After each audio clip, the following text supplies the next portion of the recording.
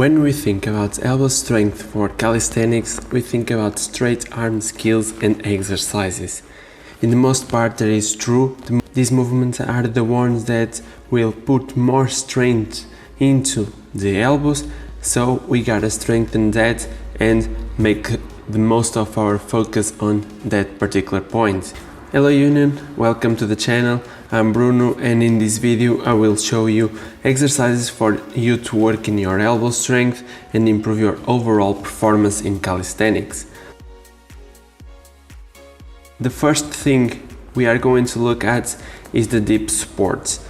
One of the most basic ones, but that can have a great impact on your elbow strength. This is also an easy exercise if you are talking about intermediate and advanced athletes, and because of that I will bring into the table the rings.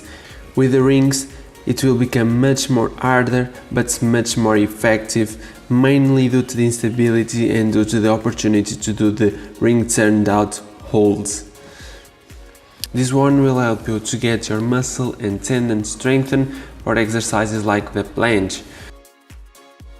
If you are a beginner and the rings are a little harder at this point, make sure you at least do it at the dip station. For this one you can just go with an hold position. Make sure you avoid bending at your elbows, make sure you keep them locked in so that you can get the most benefits of them. As we were talking about the planche, one of the exercises that I'm going to show you next you probably already know. This one is very used to help with the planche and fits perfectly here regarding the elbow strength. The exercise I'm talking about is hollow body raise. This one will help you to strengthen your elbow aside from your shoulders, of course, in a more dynamic way. And here you can even progress by adding more external load and making the exercises harder and more effective as well. This one can also be done in a standing position for starters and even without weights if you don't have them. But either way you will need to have some bands or even a stick and a backpack with some type of weight inside it.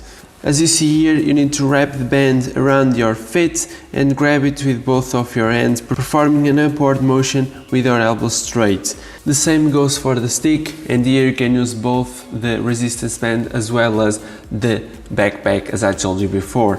For this one you put the backpack in at the middle of the stick and then you do the same motion raising.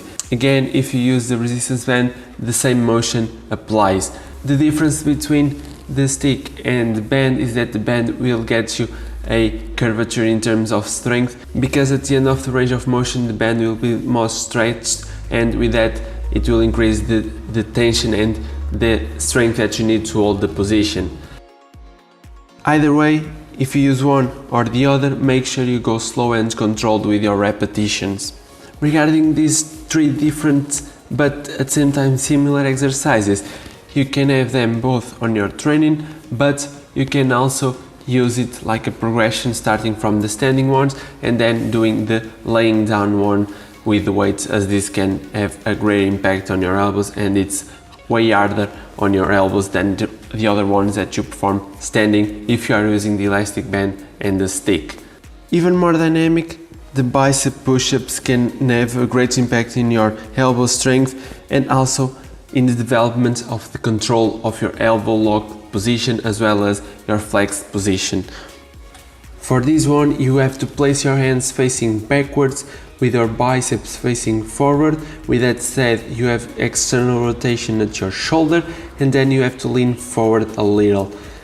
After you perform the push-up motion as a regular push-up, but with the difference that I talked before, the hands facing backwards and the leaning position. If you go slower and you control the whole range of motion, you will get much more better results. This one is not an easy one, it's very demanding, and with that you may want to decrease the number of repetitions for about 5 repetitions and perform more sets in these exercises. To finish it all up with the exercises, you can't neglect the joints around the elbow, both the shoulders and the wrists, as they have a huge impact on the elbow control and strength. With that said, working on muscle that cross the elbow will bring you the extra benefits. Some of those are the biceps. For those you can do, for example, bicep curls on the rings. The triceps push-ups can be enough, and it's certainly enough for you to perform, and if you perform them on rings, even better, because you are even increasing the stability part. And then going a little bit down, we have the flexors and extensors of the wrist, as well as the supinators and pronators of the forearm. For this I have a video showing some exercises that you can check out and learn more of these ones, but basically is doing this range of motions with some extra weight. It can be something small as 2 kilograms that will be enough for you to strengthen your elbow, wrist and forearm strength. So guys, these are some of the exercise ideas that you can use to strengthen your elbows. If you want more ideas, more videos about this type of content, make sure to click on the videos that appear on the screen at this moment. And with this, I will see you next time, and don't forget to subscribe and share the videos with your friends. Stay safe.